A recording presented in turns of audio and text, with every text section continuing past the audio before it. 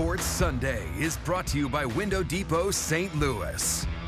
Welcome into Sports Sunday. I'm Jacob Zersosimo. Cardinals fans, we've reached the All-Star break. Jordan Walker, Riley O'Brien, Ivan Herrera, and manager Ollie Marmol will represent the Birds on the bat in the Midsummer Classic this week. And as Sports on 4's Tamar Scher reports, he's only 24 years old, but it's been a long road to success for Jordan Walker.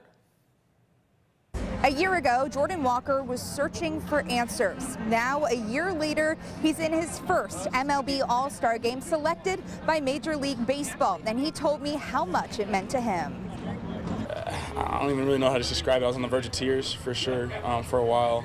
Definitely cried a little bit for sure. I mean, it's just a really special moment because, I mean, there's a lot of late nights, a lot of early mornings. I remember, being like last year when I was rehabbing from my appendix, just working with Casey early in the morning in Corpus Christi at 9 a.m., just taking a whole bunch of swings, 200, 300 swings, just trying to get everything right. So it's definitely just a grind for sure.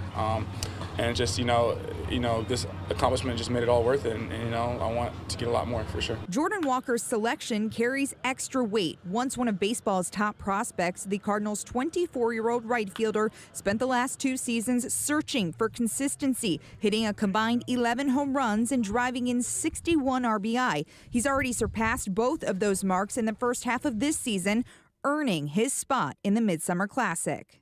Obviously, I've been with him every step of the way through his big league career up until this point, and I've watched him have his struggles. I've watched him have success, and out of anybody in this room, for him to do what he's done this year after the few years he's had before, he earned it all the way, and super happy for him. What made it so emotional?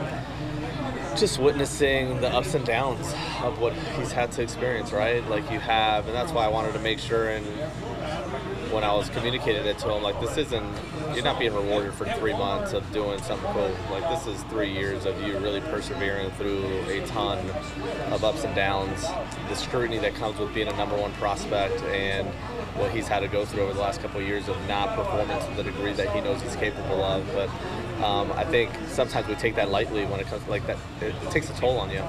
And there's a lot of sleepless nights. There's a lot of conversations. But for him to be able to experience what he's experiencing this year is pretty darn special. He's been one of baseball's most productive hitters, ranking among the major league leaders in RBI, while already setting career highs in both home runs and RBI before the All-Star break. And with at least 20 homers and 10 stolen bases, Walker joins Albert Pujols as the only players in Cardinals history to reach those marks before the break.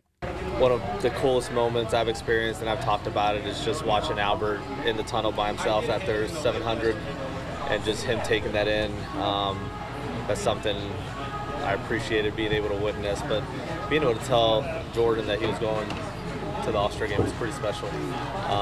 For him, for that entire clubhouse, it was an emotional day for him and others, and at the end of it, man, just pretty cool for everybody to be a part of it. I wanted to be an All-Star ever since I was a kid. I mean, I've been thinking about it ever since I watched him on TV. I don't know, since 4 or 5 years old.